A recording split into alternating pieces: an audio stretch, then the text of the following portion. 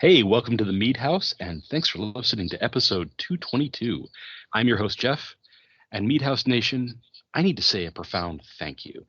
I know I was away for a long time, not releasing for quite a while, and the outpouring of support that I've gotten over the last couple episodes we've released has been huge. I'm so ridiculously grateful to all of you that have reached out just to say you're enjoying new content and glad to see we're taking some fun directions with the show. Thank you guys. Thank you for your kind words. And yeah, it makes me happy that we have such a dedicated audience that is willing to reach out and say, welcome back. Hey, you're listening to the Mead House podcast. We are all over the place. You can find us on iTunes. You can find us on Stitcher Radio, on Spotify, iHeartRadio, YouTube, Amazon Music.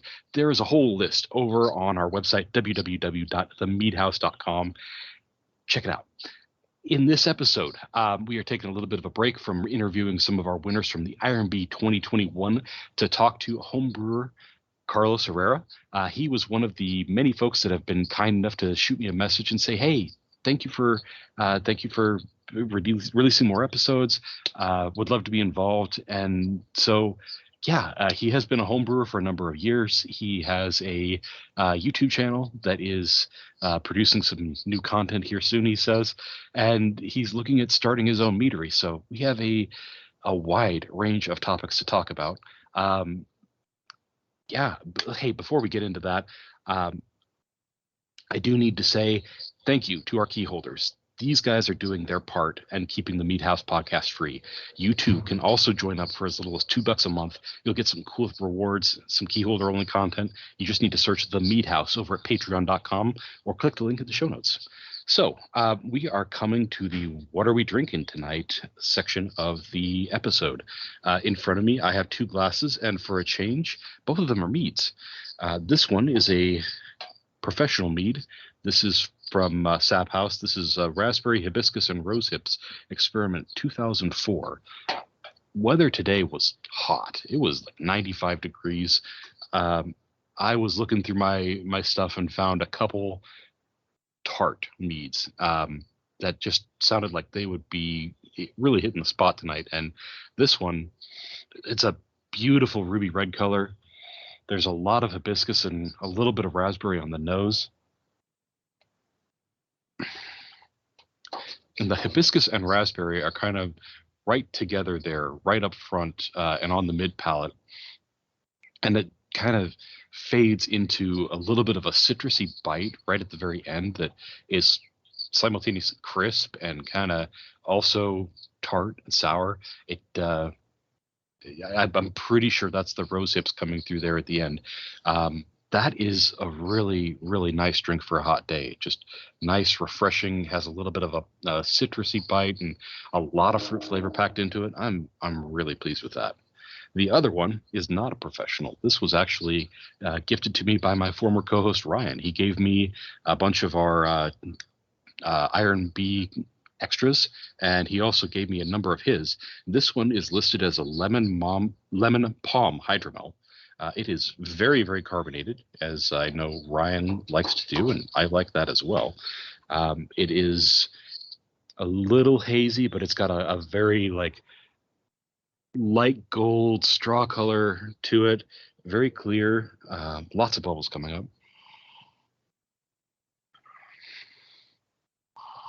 Yeah, there's some lemon and some kind of berry fruitiness on the nose. And compared to the Sap House, this one is very dry. Again, this is a Ryan mead, so that's not surprising at all. The lemon is very pleasant there. It's also ending very, very crisply. No, I like this one a lot. I think both of these have been excellent choices for tonight. So, without further ado, my guest tonight is Carlos Herrera. Carlos, what is in your glass? Well, sticking with the traditional Mead House tradition, I have two glasses in front of me as well. One of them, both are my personal brews. The first one is a Chilean Malbec Piment made with avocado blossom and then double oaked. First oak edition was Hungarian, and then after 6 weeks, I added some medium toast American. You get the Malbec that comes right off of it. The American oak comes in right behind the Malbec. Don't get a whole lot of honey character in the aroma, but the taste is you get the Malbec, you get the avocado blossom that comes up behind it, and then the oak follows it very closely behind as it goes down. It's just amazing. I love a Malbec and I love an avocado blossom honey. That sounds like a winner right there. I tell you what. Oh, so I'm actually getting ready to bottle this. It's still sitting in the carboy. It's been probably 4 or 5 months now since I've started it, and so it's ready to go into a bottle, and then hopefully I'll be sending these off to competition soon. Nice. And then in my second glass, it is a second rendition of one of my other meads that I won second place in Dahmer's Cup experimental. It is a Oak O'Shea Acer Glen. This one, it's a second edition, so this one I soaked the oak, and some people are probably gonna get mad about it. I soaked the oak in Johnny Walker Blue Label Scotch for 2 weeks, and then once the O'Shea and once the mead finished fermenting, let it clear out. Then I added the oak into it with some vanilla, and you get right off the nose, you get a nice. It's like a mix between molasses and brown sugar. You get the oak that comes through with the little peat that follows it from the Scotch. You get the maple, and it's a semi-sweet. The Malbec is dry, but you get the caramelized honey, you get the brown sugar, you get the maple syrup that comes behind it. The vanilla is very subtle, kind of rounds everything out, and then on the exhale, that's where you get the peat from the Scotch that comes through, and it's I'm open to send this one to competition too, and hopefully. Just because I changed just a little bit about it, hopefully I'll be able to go from second place to hopefully first place, or even potentially advance further for the best of show.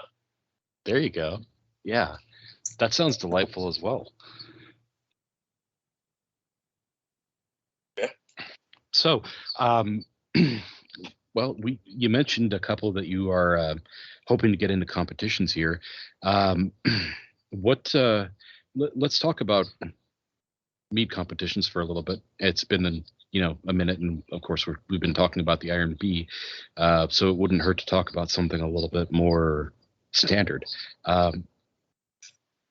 How many of the meads you make are you kind of aiming for, competition versus like just your own consumption at home?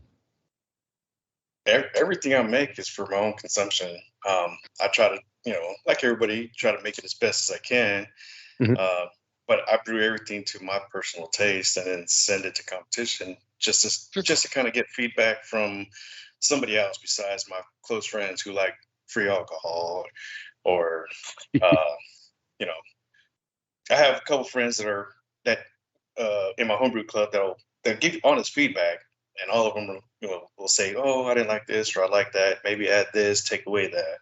So, but other than that, for the most part, it's all to my own personal taste, and I send it to competitions. And fortunately, I've been lucky enough that most of my meads that I send have scored very well.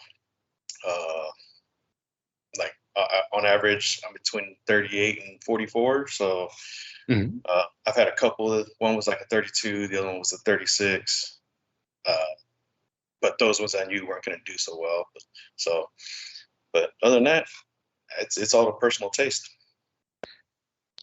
Okay, I'll buy that. Yeah. So let's see. You have a YouTube channel. We were talking a little bit about on before we got before we got the recorder going. The audience here can find you as, is it Texas Longhouse Mead? Yes. Okay, and let's see. I went back and glanced at a couple of your videos here, some of your more recent ones. Um, beforehand, you've got quite a bit of content there, as far as starter meads and some mead projects you worked on with some members of the community. You also mentioned you've got a couple new videos coming out. Do you want to tell us what those new projects are going to look like, or? Yeah. One of them that I'm working on right now is a peach mead. I haven't seen a whole lot of peach meads on YouTube, so I figured. And last year I made it for our homebrew club. They put on a daily membership at a barbecue competition, and so we distribute our local homebrews, and everybody really seemed to love the peach mead, and so that's gonna be a video. Another one I'm doing is a lemon drop hopped lemon mead, and then very nice. Yeah, I keep about 10 gallons of that on hand at all times because I'm down to 5 gallons because we floated one for 4th of July weekend, but yeah, when everybody comes over and just starts pulling on tap handles, it's time to start brewing again. That happens. Yeah, especially when it's free. And then another one, because I also like doing experiments too. That's kind of where I wanted my channel to go, because I have that tested bananas 3 separate ways to see which gave the best flavor. So I'm going to redo my official recommendation for bananas, and then I'm doing a video because a lot of people have been asking about tea corks recently, and like a lot of people are pushing back on it, saying tea corks are only good for short periods of time. But I see a lot of meaderies actually switching to tea corks. Yes, though they're expected to turn over a lot quicker, but sometimes when you go to a distributor, they're held on to for a little bit. So I'm doing an experiment where one is going to go into a beer bottle, one's going into a wine bottle and get corked, and then the third one will go into a reused bottle, but I'm going to buy fresh tea corks and cork it, let them sit for about 6 months, 8 months, and then have a couple people from the community come in. I'll send them a box, one of each, and then see if there's any noticeable difference between each of them. So that way we can kind of make a suggestion there. Put it to the test or kind of squash it, but see if tea corks are actually as bad as people believe they are, because they're not quite as tight fitting, if that makes sense. Yeah, no, I totally follow where you're coming from there. One suggestion that I would throw your way: include a 4th condition, another reused bottle with a fresh tea cork. But if you can get like a shrink wrap or a cellophane wrapper on it, I've seen a lot of bottles at the liquor store that have the tea cork and then something that kind of seals it in place. I wonder if that would make a difference at all. I know a lot of the experimental bottle that I'm drinking tonight from Sap House came that way, with tea cork on top and then a plastic ring shrunk wrapped on it with a little perforation you can rip open. So I wonder if that additional barrier of plastic kind of around the tea cork fitting would do anything to preserve freshness while it's sitting on a distributor shelf, Yeah, and that I definitely have a lot of foil wraps, shrink wraps that I can use to. So I can definitely do that. I haven't started that one yet. I'm trying to find the mead that I want to, stick in there that will have like noticeable difference. Like I think the small bit might have noticeable difference, but then again, it is a red wine, so a little oxidization might help it. So just trying to find the right mead that would work for it. Yeah, my instinct says to go with something either really fruity or like really grainy, either for that, like the oxidization, that kind of a sherry note, or else kind of the wet cardboard you get with a lot of grainy, beery stuff. Yeah. Either of those seems like it would be, a good way to tell there. But hey, let's circle back to that peach mead you were talking about too. Peaches. we've talked about this on the show. They have a tendency to be, well, there's a lot of water in the fruit as opposed to the flavor compounds and things like that. And so it can be a little troublesome getting a really good peach flavor. How did you approach your peach mead? So with the peach mead, for this iteration that I'm redoing, I put it's 22 pounds of peaches in 5 gallons. Mhm. But my first round, I did 7 peaches. The one everybody loved was 7 peaches in primary, or 7 pounds of peaches in primary in 5 gallons, and it was hot fermented with Kvike at 95. Okay. Kvike Voss. Fermented at 95, was done in 36 hours. And then took the let it sit for a week, racked it off of that, and then threw an additional 15 pounds of peaches into the 5 gallons and let that sit for 2 weeks. Mm-hmm. And then pulled it out. It was a 7% mead. Okay. Pulled it out and let it clear, and it cleared out beautifully. Like a week after I pulled all the peaches out. So Nice.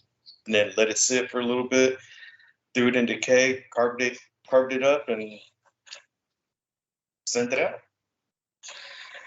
How pronounced was the peach flavor you got off of that? You're talking about, you said 22 pounds of peaches between your primary and your secondary there.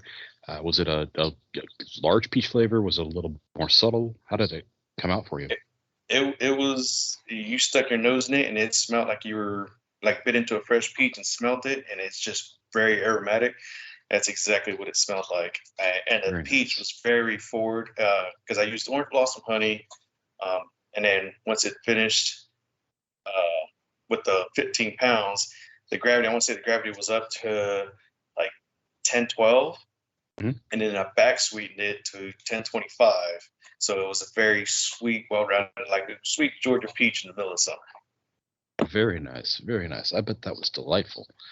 Yeah, 5 gallons was gone in 3 days. Almost as fast as it fermented, huh? Yes.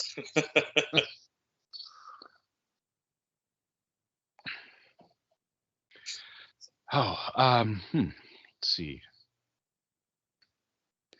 And I know when we were talking, setting this up, you also mentioned you're going to be judging for, I think, the Mead Stampede you mentioned. Is that this weekend coming up, or it's fairly soon, is it not? Yes, it is this weekend. What's today? Tuesday. I actually leave here Thursday to drive up to Oklahoma to be a guest judge for Mead Stampede. And like I went through not the whole process.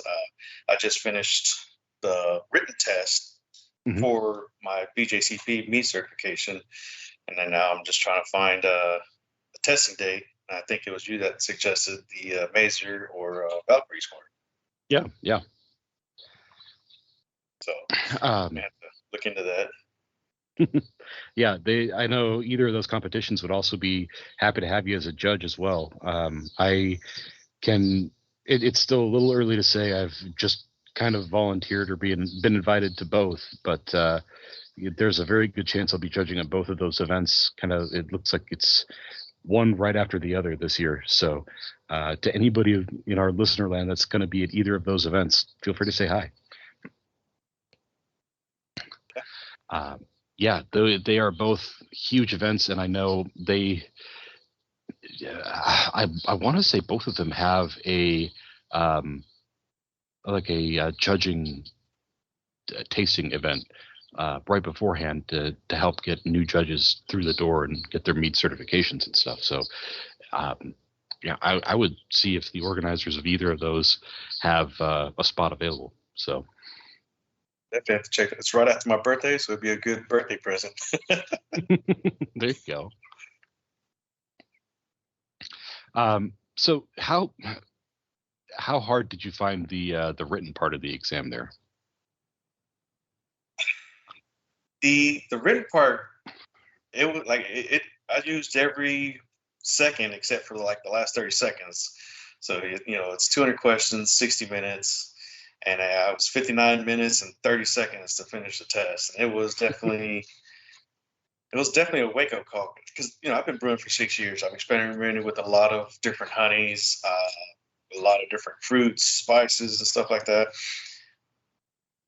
And there were just some things that, like, I just didn't pick up on or notice. And so, I went through the study guide and was kind of reading the special ingredients list and, the Mhm. descriptors, stuff like that. And there's also honeys, a lot of honeys. Well, I won't say a lot of honeys. There's quite a few honeys that I haven't used, like heather, palmetto, and some other ones. And that was the majority of the test was, what does this taste like? What does this smell like? And I'm like, oh my God, I'm drawing blanks now. And it says on the test that, you can use, it's an open source test, but if you go through and try to look at every question and open source it, you're not going to make it. No, no. My experience with the written exam was very similar. I think I had maybe a minute and a half left for all of it, and no, I went into that with the understanding that yes, I can look at stuff if I get stuck or I don't know the answer, but I know I need to have that like an organized approach to it in the first place and um, have most of it kind of committed to memory in the second place. Yeah, no, it is tough, but it's. I also feel like it was a good growth experience for me, just being able to um, kind of digest and think about that much information. And I cannot say enough good things about the BJCP mead judging program and how useful I think it is for a home mead maker to be able to pick that up and um, you really get a good handle on being able to evaluate not only your own meads but other people's meads and kind of being able to pick apart those little flavors and nuances. It's very valuable to a home mead maker if they want to increase their craft.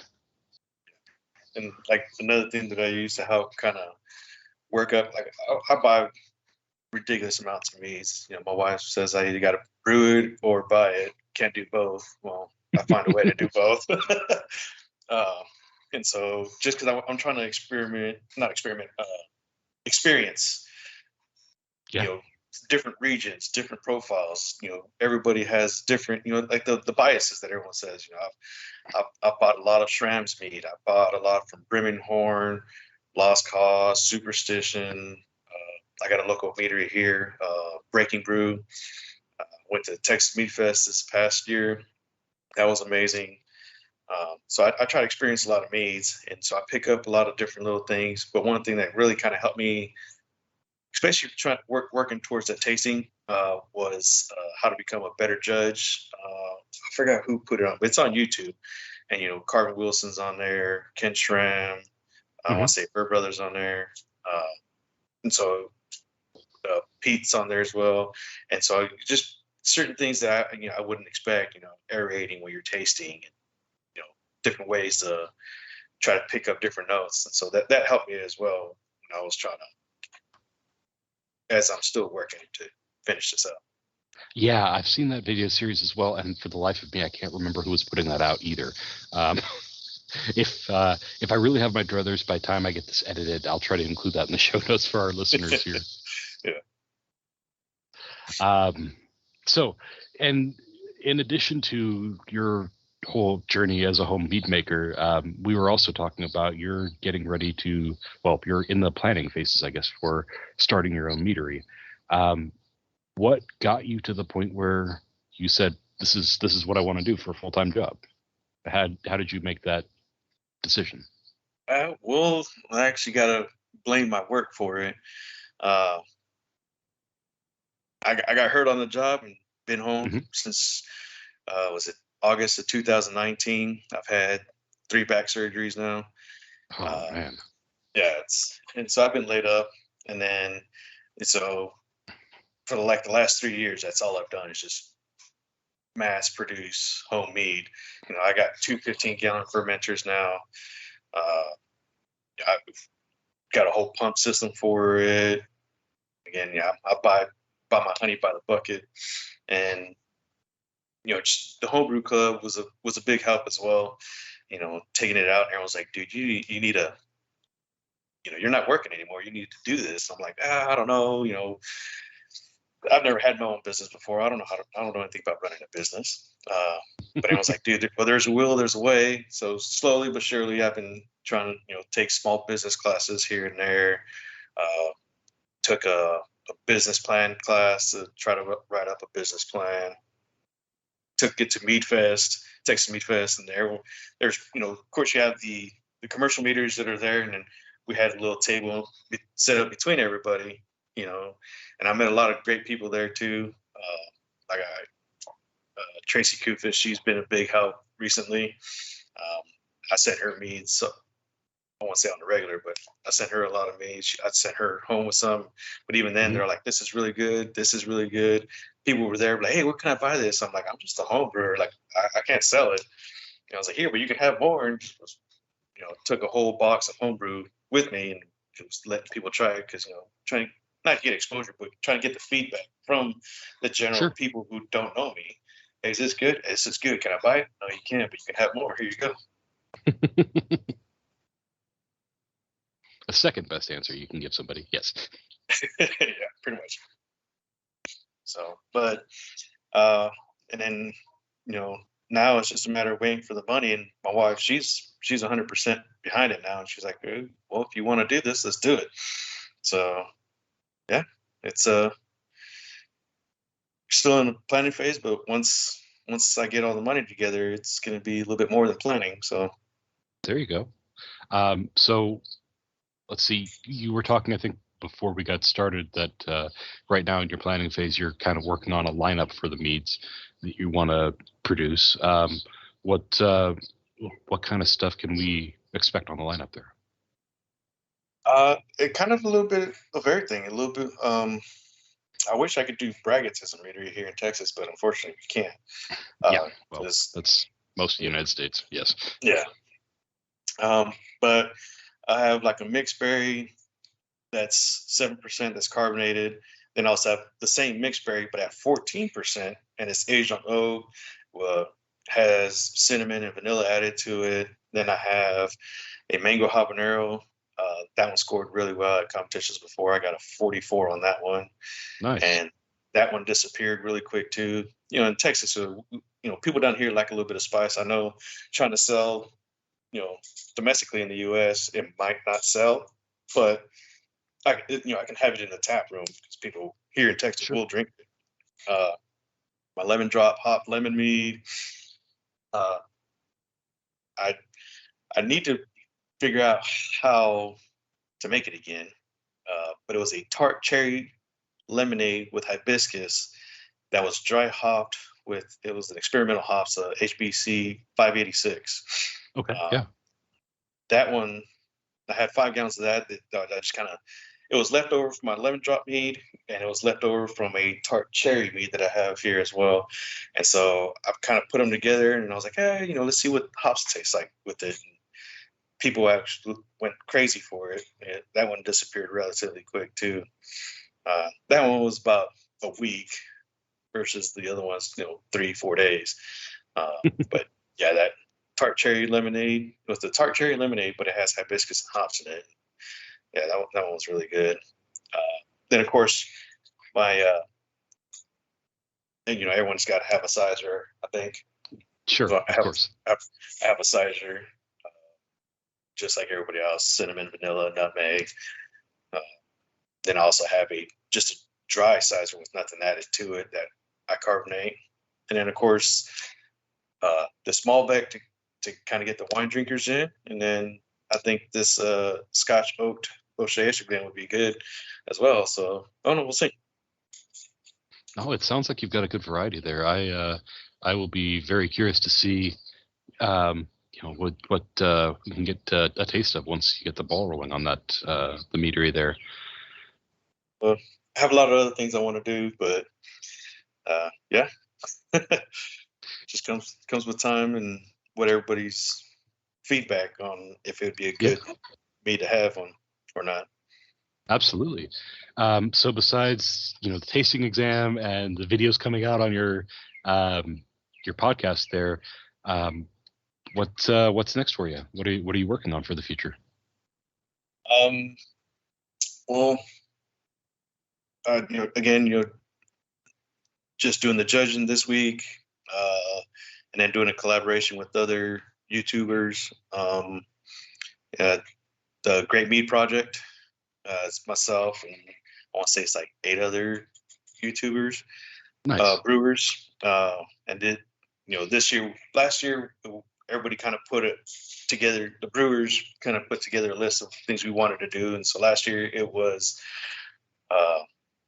mangoes, wildflower, clover, honey, peppers, and corn.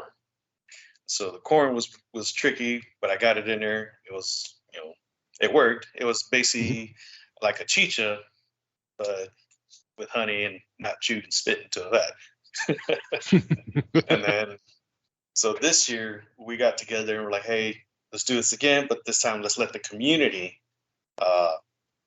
pick our ingredients. So each brewer came together. We picked 2 ingredients that we wanted to have to the list, and then let the community brew or choose.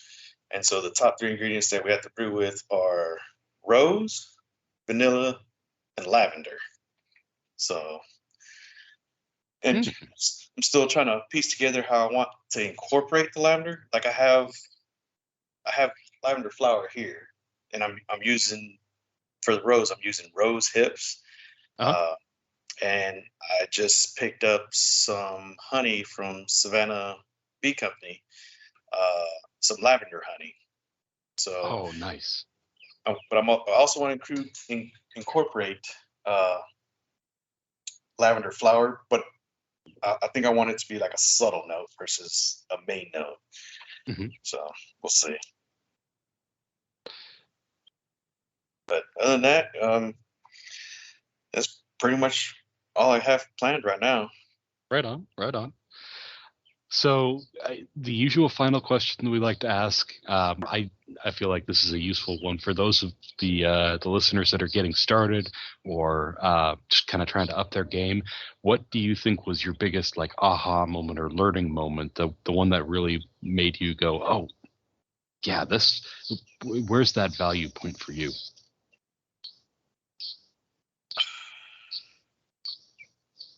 That's, you get the usual answers, nutrients or rehydrate or, something along those lines. For me, the aha moment where I kind of started picking up a lot of steam was trying a bunch of different meads, and then find a mead that is bad and try to figure out why it's bad, so you can learn from that. And that's a hard thing to try to teach somebody. Why is this bad? I don't know. Yeah. Why is it bad?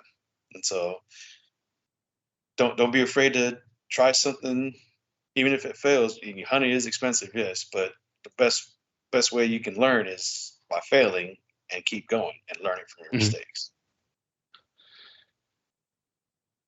Yeah, absolutely. And I think, the idea of trying to figure out why something is bad is good advice. Even for those of us that are fairly new at this and may not have like the vocabulary or the the understanding to go, oh well, there's acetaldehyde or something in here and blah blah blah blah blah. You can still go, oh well, this has a funny taste to it. It kind of reminds me of nail polish remover or something along those lines. You can try and suss it out, and you can try and I think that's a good way to get started on that path. Yeah, I agree with that notion 100%. If something's bad, like you said, you get the nail polish. Why is it like that? Well, it fermented hot, or it got out of control. Your fermentation wasn't under control, so now you have a bunch of nail polish smells. Or like with sizers, you get the rotten egg smell. Well, why does it smell like that? Oh, well, sizers tend to ferment fast and throw off a lot of hydrogen sulfide. Oh, okay, cool. So you learn how to control that. And that in the end, in my opinion, leads to being a better brewer. Yeah, no, there is an understanding that you can get through just pulling stuff apart like that I think is 100% a great instinct. I like that answer a lot. So, Carlos, thank you so much for joining me tonight in this interview. I'm kind of notioning to put together like a group of homebrewers that kind of we bring back in on a semi-regular basis, maybe every 3-4 months. Chat with them, see where they're at, what they're working on, things like that. Would you be interested in joining that group with us? Yeah, I'm always down. I'm always happy Perfect. to talk shop and happy to talk. I'll talk to a random person on the street about Mead. Well, and I know I've seen you active on the Mead communities on Facebook quite a bit as well, so that is no surprise there either. But yeah, no, thank you for hanging out with me tonight. I really appreciate it, and we'll be in touch as far as figuring out another time to sit down and see what you've been doing in the last little while.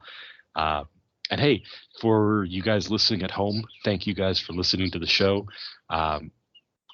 Feel free to reach out to me at our Facebook page, our subreddit, or info@themeadhouse.com. And geez, until next time, guys, have a good night.